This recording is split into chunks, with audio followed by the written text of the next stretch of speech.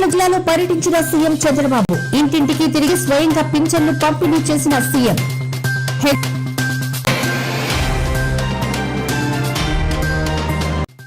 Sun Risers వివాదం CM ఆదేశాలతో నేడు విచారణ మొదలుపెట్టిన అధికారులు.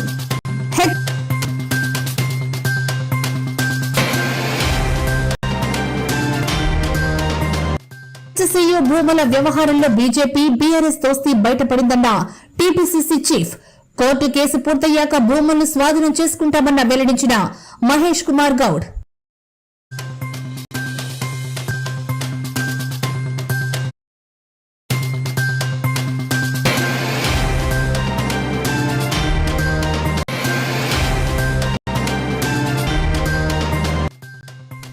ఎన్నికలు ఇచ్చిన ప్రధాన హామీ అమలు చేస్తున్న నారా లోకేష్. మంగళగిరిలో మొదటి దశలో 3,000 ఇళ్ల పట్టాల పంపిణీకి రంగం సిద్ధం. వరంగల్ జిల్లా వర్ధన్నపేట మండల పరిధిలోని ఇల్లంద గ్రామంలో మంగళవారం ప్రభుత్వం ప్రతిష్టాత్మకంగా చేపట్టిన సన్న బియ్యం కార్యక్రమాన్ని గౌరవ వర్ధన్నపేట నియోజకవర్గం ఎమ్మెల్యే విశ్రాంత్ ఐపీఎస్ అధికారి Shri KR Nagaraju, state warehousing corporation chairman Rayal Nageswara Rao, Warangal జిల్లా అడిషనల్ కలెక్టర్ శ్రీమతి సంధ్యారాణి గారితో కలిసి ప్రారంభించారు.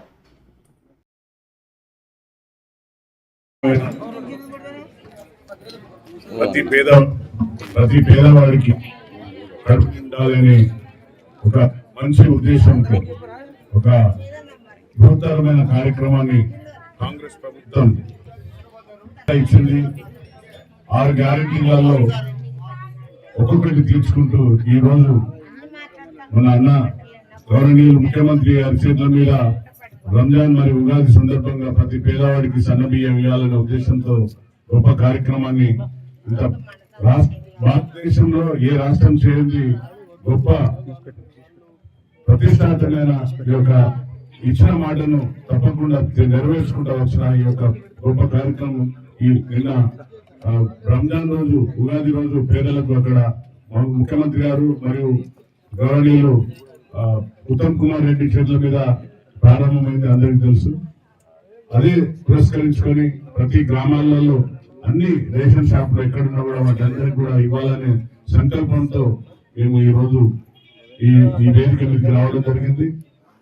వేదిక మీద కూర్చున్న అడిషనల్ కలెక్టర్ శ్రీమతి సంజరాణి గారు, అలాగే సోదరుడు state private house corporation chairman Nageswara Rao గారు, రాయల్ నాగేశ్వరరావు గారు, ఎంఆర్ఓ విజయసాగర్ గారు, మండల ప్రజాప్రతినిధులు, మండల అధ్యక్షులు ఎద్దు సత్యనారాయణ గారు, బ్లాక్ అధ్యక్షులు రాజరెడ్డి, మొత్తం రీసైకిల్ అయి బ్లాక్స్ స్పట్ల పడి ఎన్నో కొన్ని లక్షల సోదరులారా అమ్మలారా మళ్ళొకసారి గుర్తు చేసుకోండి. మీరందరూ కూడా మళ్ళా రాబందులు వస్తున్నాయి. రాబందులు అంటే ఎవరో తెలుసు. ఇప్పటికే పలు మున్సిపాలిటీలు వైసీపీ చేర్చారు. తాజాగా నిడదవోలు మున్సిపాలిటీ చైర్మన్ అంశం పొలిటికల్ హీట్ పెంచుతోంది. నిడదవోలు మున్సిపాలిటీ చైర్మన్ పీఠాన్ని దక్కించుకోవడానికి జనసేన, వైసీపీలు తీవ్రంగా పోటీ పడుతున్నాయి. జనసేనకు 12 మంది కౌన్సిలర్లతో పాటు ఎక్స్ అఫీషియో సభ్యులుగా Rajahmundry MP Purandeswari, Nidadavolu MLA AP మంత్రి కందుల దుర్గేష్, ఎమ్మెల్సీ సోము వీర్రాజుకు ఓటు వేసే అవకాశం ఉంటుంది. ఈ నేపథ్యంలో మున్సిపల్ చైర్మన్ పదవికి జనసేన, వైసీపీ మధ్య తీవ్ర పోటీ నెలకొంది. నిధుల స్థానిక ప్రజా గోదావరి జిల్లాలో బటన్ నొక్కి మహిళలు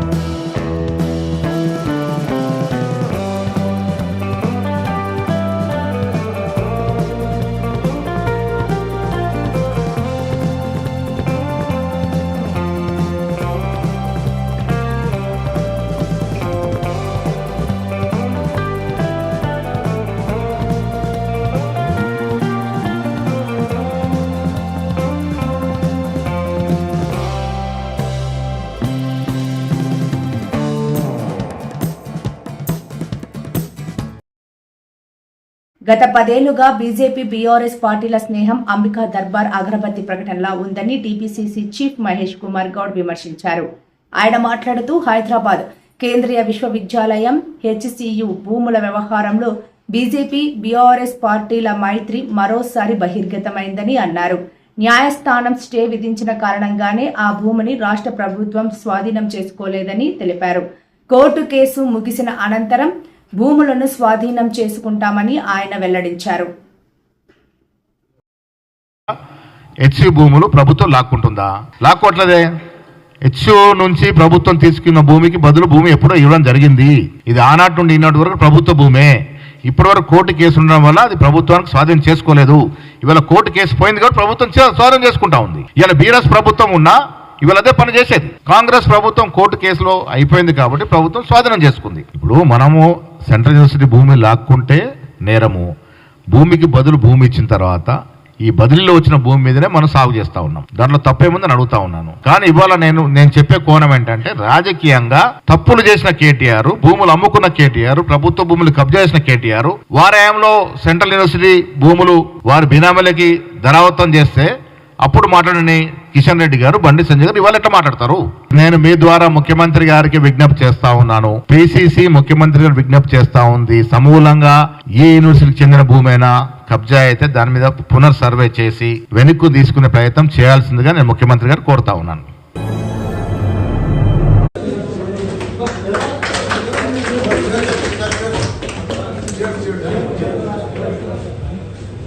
ఈ రోజు అక్కడ ఏదో రిజర్వ్ ఫారెస్ట్ ఉన్నట్టు, రిజర్వ్ ఫారెస్ట్ లో అత్యంత ఏమంటారు జీవరాశులు ఉన్నట్టు, జింకలు పులులు సింహాలన్నీ ఆనే ఉన్నాయన్నట్టు, జింకలు పులులు సింహాలన్నీ ఆనే ఉన్నాయన్నట్టు, జింకలు పులులు సింహాలు లేవు అధ్యక్ష. ఆ చుట్టుముట్టుతో కొన్ని గుంటెనక్కలు చేరి ఇట్లా వ్యవహరిస్తున్నాయి అధ్యక్ష.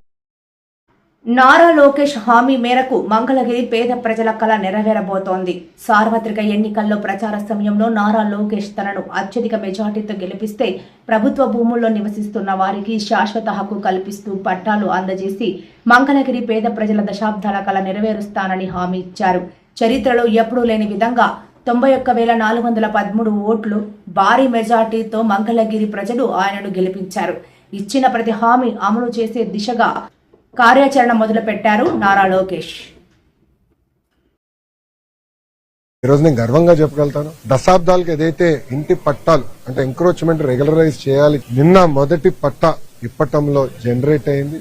ఇప్పటికీ మొదటి విడతలో సుమారుగా 5,000 మందికి ఇల్లు పట్టాలు ఉగాది తర్వాత ఇవ్వాలనే లక్ష్యం పెట్టుకుని మేము పనిచేస్తున్నాం.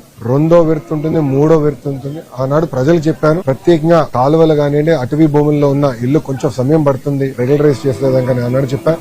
అంతేకాకుండా ఈ ఇళ్లు పట్టాలు ఇచ్చేదానికి రీటైనింగ్ వాల్ కట్టాలనేది ప్రజలు మహానాడు ప్రాంతంలో వెళ్ళినప్పుడు కోరారు. దానికి నిధులు కేటాయించాం, డిజైన్లు అవుతున్నాయి. ఇప్పుడు దానిపైన రోడ్ కూడా వేద్దాం, అంటే 4 లేన్ రోడ్ వేస్తే ట్రాఫిక్ చాలా ఈజ్ అవుట్ అవుతున్న లక్ష్యంతో మొత్తం డిజైన్ చేస్తున్నాం. దీంతో పాటు ఏదైతే ఆనాడు నేను చెప్పాను, పార్కుల అభివృద్ధి కానివ్వండి, చెరువుల అభివృద్ధి కానివ్వండి, శ్మశానాల అభివృద్ధి కానివ్వండి, కమ్యూనిటీ భవనాలు, రైతు బజార్లు, ఇంకో పక్కన social welfare hostel, BC welfare hostel, ప్రభుత్వ పాఠశాలలు, ఇట్లా దాదాపు మీరు చూస్తే 100 అభివృద్ధి కార్యక్రమాలకి కూటమి ప్రభుత్వం శ్రీకారం చుట్టింది. అన్ని డిజైన్లు అయిపోయినాయి, టెండర్ దశకు వచ్చింది. టెండర్లని దేవుడి సహకారంతో ఏప్రిల్ మే మాసంలో పూర్తి చేసి భూగర్భ నీరు కానివ్వండి, వాటర్ పైప్ లైన్ కానివ్వండి, భూగర్భ గ్యాస్, భూగర్భ పవర్ కూడా ఇవ్వాలని మంగళగిరి లక్ష్యం పెట్టుకుని పనిచేస్తున్నా. అది కూడా ఎవరు చూడని విధంగా, అంటే ఆంధ్ర రాష్ట్రంలో ఎప్పుడు జరిగిన విధంగా ఒక పొద్దున్న రోజు ఒకరు కట్ చేసుకుంటే వెళ్తే సాయంత్రం పూట లేయింగ్ జరిగిపోవాలి, రెండో రోజు టెస్టింగ్ అయిపోవాలి, మూడో రోజు క్లోజ్ అయిపోవాలి, రోడ్ పర్ఫెక్ట్ గా ఉండాలి. అంటే 3 రోజులు అన్ని పనులు అయిపోవాలి. ఏ వీధిలోకి వెళ్ళినా అట్లా చేయాలనే లక్ష్యంతో కూటమి ప్రభుత్వం పనిచేస్తుంది. ఈ రోజు నేను గర్వంగా చెప్పగలుగుతాను. సన్ రైజర్స్ ఆరోపణల నేపథ్యంలో ముఖ్యమంత్రి రేవంత్ రెడ్డి విచారణకు ఆదేశించారు. సమగ్ర విచారణ జరిపి నివేదిక ఇవ్వాలని విజిలెన్స్ అధికారులను ఆదేశించారు. సీఎం ఆదేశాల మేరకు విజిలెన్స్ అధికారులు ఈ వివాదంలో నిజాలు రాబట్టేందుకు ఈ రోజు ఉప్పల్ స్టేడియానికి వెళ్లారు. విజిలెన్స్ చీఫ్ కొత్తకోట శ్రీనివాసరెడ్డి నేతృత్వంలో విచారణ కొనసాగుతోంది.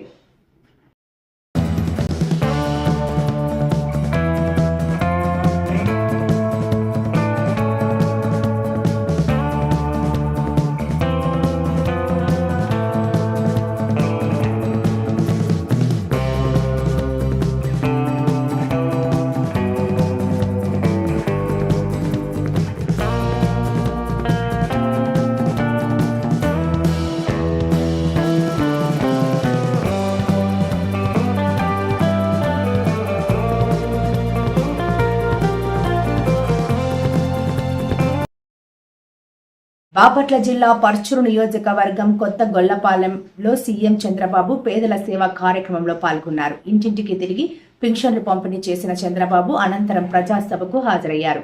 ఈ సందర్భంగా చంద్రబాబు ప్రసంగిస్తూ ఇప్పుడు తాను ఇస్తున్న పింఛన్లు ఒకప్పుడు నొక్కిన అన్ని బటన్లకు సమానమని అన్నారు.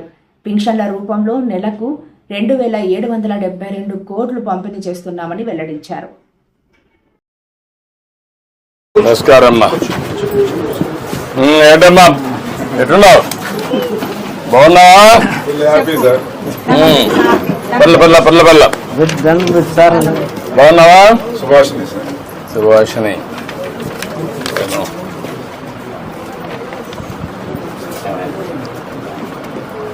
మీ అమ్మాయి మనోరాలు.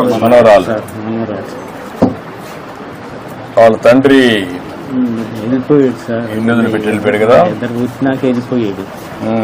ఈ అమ్మాయి ఇంకొక అమ్మాయి ఇంకోరు ఇద్దరే చదువుతానమ్మా. ఎక్కడ? పాత కలపండి. అచ్చా, అంటే అక్కడ స్కూల్ ఉందా? ఇక్కడ స్కూల్ లేదా? 7 అయిపోయింది. 5 అయిపోయింది. ఇక్కడ ఎంతవరకు చేసావు? ఇక్కడ 5 వరకు. ఇప్పుడు 6 నుంచి అక్కడికి పోతున్నావా? బాగా చదువుకుంటున్నావా? ఏమవుతావు చదువుకొని? పోలీస్ అవుతావా? అంటే పోలీస్ అంటే అందరూ కొట్టొచ్చానా? ఏం చేస్తావు పోలీస్ అయ్యి? ఏం చేస్తావు? ప్రజలను కాపాడుతావా?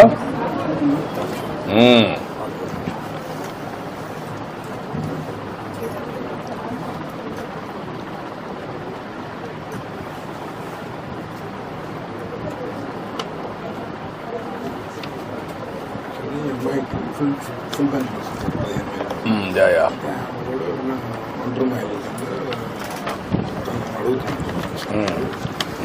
అది 7 years దాటితే ఎఫ్ఐఆర్ చేసి అతను చనిపోయినట్టు అతను వెళ్ళిపోయాడు తెలియదు. ఎఫ్ఐఆర్ చేశాను 10 years సార్ వెళ్ళిపోయి 7 years దాటితే తీసుకుంటారు సార్ పోలీసు.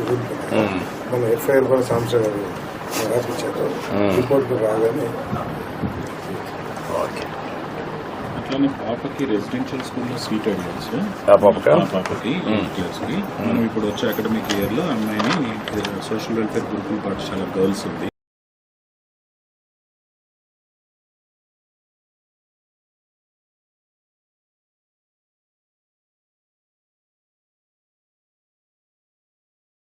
నమస్కారం.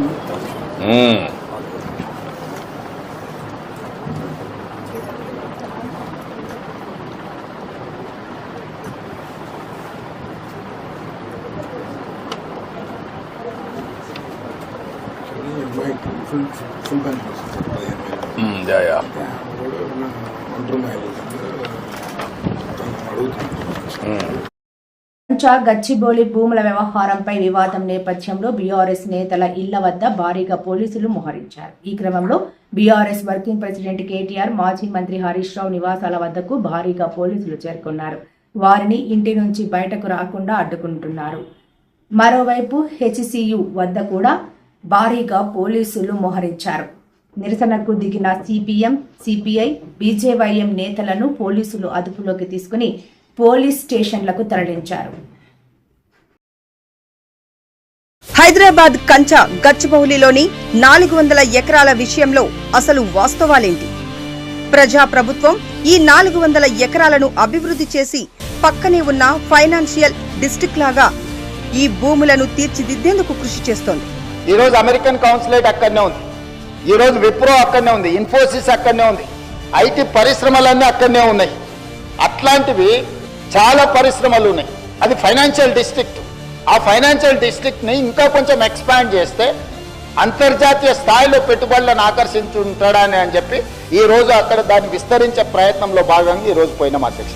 గత బీఆర్ఎస్ ప్రభుత్వం తెలంగాణపై పెట్టిన లక్షల కోట్ల అప్పుల భారం తీరుస్తున్న ప్రజా ప్రభుత్వం ఈ 400 ఎకరాల అభివృద్ధితో వచ్చే వేల కోట్ల ఆదాయంతో రాష్ట్రాన్ని అభివృద్ధి చేయాలనే ఆలోచనతో ముందుకెళ్తోంది. కంపెనీలు కట్టే ట్యాక్సులతో ఆదాయం పెరిగి తెలంగాణ అభివృద్ధికి ఉపయోగపడనుంది. నాడు హైటెక్ సిటీ, నాలెడ్జ్ సిటీ, ఫైనాన్షియల్ డిస్ట్రిక్ట్లను ఏర్పాటు చేసి హైదరాబాద్ కు భారీగా పెట్టుబడులు వచ్చేలా చేసిన కాంగ్రెస్ ప్రభుత్వం నేడు ఈ 400 ఎకరాలను అభివృద్ధి చేసి హైదరాబాద్ ను పెట్టుబడులకు గమ్యస్థానంగా మార్చేలా కృషి చేస్తోంది. ప్రజా ప్రభుత్వం తెలంగాణను అభివృద్ధి చేయడాన్ని సహించలేని బీఆర్ఎస్ పార్టీ ఈ 400 ఎకరాల విషయంలోనూ కుట్రలకు తెరతీసింది. హెచ్సియుకు సంబంధమే లేని ఈ భూముల్లో తమ కిరాయి మనుషులతో ఆందోళనలు చేయించి అభివృద్ధిని విద్యార్థులే అడ్డుకుంటున్నారనే తప్పుడు ప్రచారం చేయిస్తోంది. ప్రజా ప్రభుత్వం తెలంగాణను అభివృద్ధి చేస్తే తమకు భవిష్యత్తు ఉండదనే భయంతో బీఆర్ఎస్ దొరలు ప్రతి అభివృద్ధి కార్యక్రమాన్ని అడ్డుకుంటున్నారు. మహిళలకు అన్యాయం జరిగితే ఒప్పుకోనన్న డిప్యూటీ సీఎం పవన్ కళ్యాణ్ ఎక్కడా అని వైఎస్ఆర్సీపీ అధికార ప్రతినిధి ఆర్ఏ శ్యామల ప్రశ్నించారు. రాజమండ్రి బొల్లినేని ఆసుపత్రిలో ఆత్మహత్యకు పాల్పడిన బాధితురాలి కుటుంబాన్ని వైఎస్ఆర్సీపీ రాష్ట్ర మహిళా అధ్యక్షురాలు వరదు కళ్యాణి, అధికార ప్రతినిధి శ్యామల, మాజీ ఎంపీ భరత్ రాములు పరామర్శించారు. బొల్లినేని ఆసుపత్రి ఘటనపై సిట్ వేసి దర్యాప్తు చేపట్టాలని డిమాండ్ చేశారు. హెచ్సియు భూముల వ్యవహారం పార్లమెంటు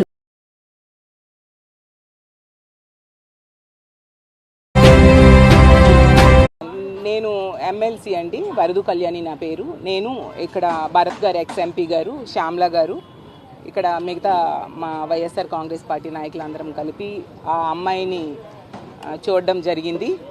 మా బెడ్ మీద అచేతనంగా ఆమె పడి ఉంది. నిజంగా చూసి గుండె తరుక్కుపోయింది. చాలా బాధ అనిపించింది. ఇంత దారుణమైన పరిస్థితి ఏ ఆడబిడ్డకు కలగకూడదు. తల్లిదండ్రులు మనం చూసాం, ఇక్కడే ఉన్నారు, అమ్మ నాన్న. వాళ్ళ బాధ నిజంగా వర్ణనాతీతం అండి. 12 సంవత్సరాలు పిల్లలు లేక పుట్టిన పాప ఆమె. కష్టపడి చదివించారు. మరొక నెల రోజుల్లో కోర్స్ కంప్లీట్ అయిపోయి, ఫార్మసీ విద్య కంప్లీట్ అయిపోయి ఉద్యోగంలో జాయిన్ అవ్వాల్సిన అమ్మాయి ఈరోజు ఇలాగా ఆత్మహత్య యత్నం చేసుకొని బెడ్ మీద అచేతనంగా పడి ఉంది అంటే ఎంత దారుణం. దీనికి కారణం ఎవరు? నిజంగా సమగ్రమైన దర్యాప్తు జరుగుతుందా? ఆమె సూసైడ్ నోట్ కూడా చదవడం జరిగింది.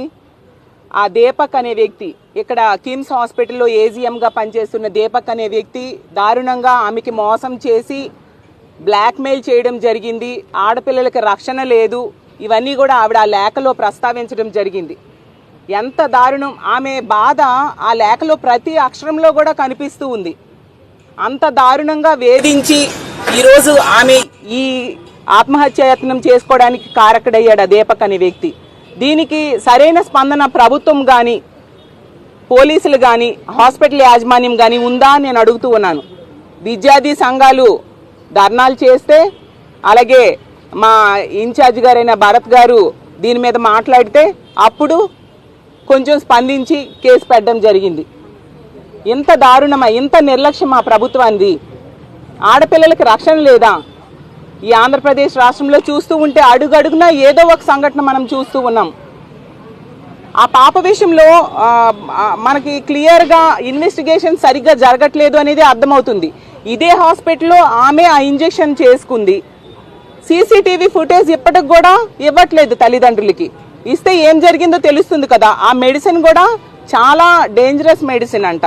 అది వాళ్ళంతటి వాళ్ళు ఇచ్చుకోలేరని చాలా మంది డాక్టర్స్ చెప్పడం జరిగింది.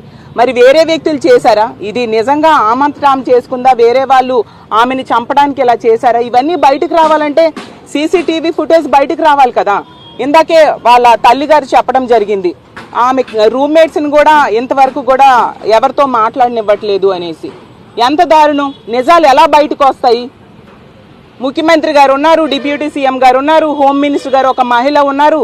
దీని మీద ఎంత 10 రోజులైంది. 23వ తేదీ జరిగింది, ఈరోజు 1వ తేదీ. ఏమి స్పందించారు వాళ్ళు? మొన్ననే ముఖ్యమంత్రి గారు పోలవరం చూడడానికి వచ్చారు. అదే స్పెషల్ ఫ్లైట్లో పక్కనే కదా ఇక్కడికి వచ్చి ఆ అమ్మాయి కుటుంబాన్ని పరామర్శించి ఆ అమ్మాయిని చూస్తే బాగుండేది కదా. వాళ్ళకి ఎంత ధైర్యం ఉండేది. డిప్యూటీ సీఎం గారు పక్కనే ఉంటారు, పక్క నియోజకవర్గం దగ్గరలోనే. అతను ఏమన్నారు? ఆడవాళ్ళకి ఎవరైనా వేధిస్తే తాట తీస్తానని చెప్పారు. ఆవిడ అంత క్లియర్గా ఆ సూసైడ్ నోట్లో రాయడం జరిగింది. ఎంత ఘోరంగా దీపక్ అనే వ్యక్తి వేధించి విసిగించాడు, ఎంత దారుణంగా మోసం చేశాడు అనేసి. మరి ఆ దీపక్ తాట తీయాలి కదా. అంటే టీడీపీ వ్యక్తి, టీడీపీ సింపథైజర్ అయితే వాళ్ళని ఇంకేమీ వీళ్ళు దండించరా? బాధితులకు న్యాయం చేయరా? హోమ్ మినిస్టర్ గారు పక్క జిల్లాయే, మరి ఆవిడ వెంటనే ఒక మహిళా హోమ్ మినిస్టర్ ఆవిడ వెంటనే వచ్చి ఈ కుటుంబానికి ధైర్యం చెప్పాలి కదా. ఆ పాపకి మెరుగైన వైద్యం ఆ అమ్మాయికి ఇవ్వాల్సిన అవసరం ఉంది కదా. అవేవి ఇందులో కనిపించట్లేదు. అడుగడుగునా బడ్జెట్ సమావేశాల్లో భాగంగా మంగళవారం రాజ్యసభ 0 అవర్లో బీజేపీ ఎంపీ లక్ష్మణ్ ఈ అంశాన్ని చర్చకు తీసుకున్నారు. భూముల వేలాన్ని తక్షణమే ఆపివేయాలని పెద్దల సభ వేదికగా ప్రభుత్వాన్ని ఆయన కోరారు. తెలంగాణలో అంబేద్కర్ రాజ్యాంగం అమలు కావడం లేదు, రాహుల్ రేవంత్ రాజ్యాంగం నడుస్తోంది అని మండిపడ్డారు ఆయన. రిజర్వ్ ఫారెస్ట్ ఉన్నట్టు, రిజర్వ్ ఫారెస్ట్ లో అత్యంత ఏమంటారు జీవరాశులు ఉన్నట్టు, జింకలు పులులు సింహాలన్నీ ఆన్నే ఉన్నాయన్నట్టు, జింకలు పులులు సింహాలన్నీ ఆన్నే ఉన్నాయన్నట్టు. The black money which is playing a dominant role in the present day politics. ప్రజలు ఇవాళ కూడా హెచ్సి భూములు ప్రభుత్వం లాక్కుంటుందా? లాక్కోవట్లేదే. హెచ్సి నుంచి ప్రభుత్వం తీసుకున్న భూమికి బదులు భూమి ఎప్పుడో ఇవ్వడం జరిగింది. ఇది ఆనాటి నుండి ఈనాటి వరకు ప్రభుత్వ భూమే. ఇప్పటి వరకు కోర్టు కేసు ఉండడం వల్ల అది ప్రభుత్వానికి స్వాధీనం చేసుకోలేదు. ఇవాళ కోర్టు కేసు పోయింది కాబట్టి ప్రభుత్వం స్వాధీనం చేసుకుంటా ఉంది. ఇవాళ బీఆర్ఎస్ ప్రభుత్వం ఉన్నా ఇవాళ అదే పని చేసేది. పండుగ పూట పేదల ఆకలి తీర్చాలని ఉచిత సన్న బియ్యం పంపిణీ కార్యక్రమాన్ని ప్రారంభించిన రేవంత్ రెడ్డి నాయకత్వంలో ప్రజాప్రభుత్వం పేదల పక్షపాతి అని మరోసారి రుజువు చేసుకుంది. పౌర సరఫరాల శాఖ మంత్రి ఉత్తమ్ కుమార్ రెడ్డి ఆధ్వర్యంలో హుజూర్ నగర్ నుండి ప్రజా పంపిణీ విధానంలో ఇక నుండి పేద ప్రజలందరికీ 6 కిలోల చొప్పున సన్న బియ్యం అందించే చరిత్రాత్మక పథకానికి శ్రీకారం చుట్టింది ప్రభుత్వం.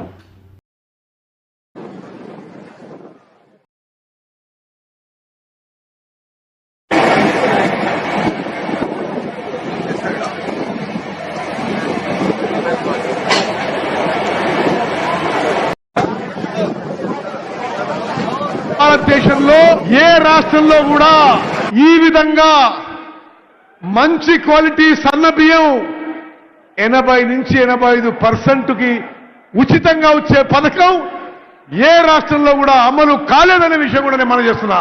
మీ అందరికీ తెలుసు, ఇప్పుడు రేషన్ బియ్యం దొడ్డు రకం, ఇంగ్లీష్ లో కోర్స్ గ్రెయిన్స్ అంటారు. దురదృష్టవశాత్తు 90 లక్షల రేషన్ కార్డులలో 2,81,00,000 లబ్ధిదారులు అందరికీ 6 కిలోల బియ్యం ఇస్తున్నా బియ్యం సరిగ్గా ఉపయోగం రావడం లేదు. లబ్ధిదారులకి చాలా మంది ఇది తినలేక తిరిగి అమ్మేసుకుంటున్నారు.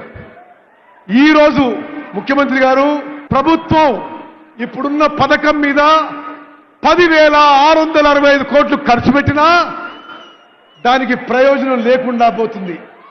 10,665 కోట్లు ఖర్చు పెట్టినా నిరుపేదలకి ప్రయోజనం లేకుండా పోతుంది.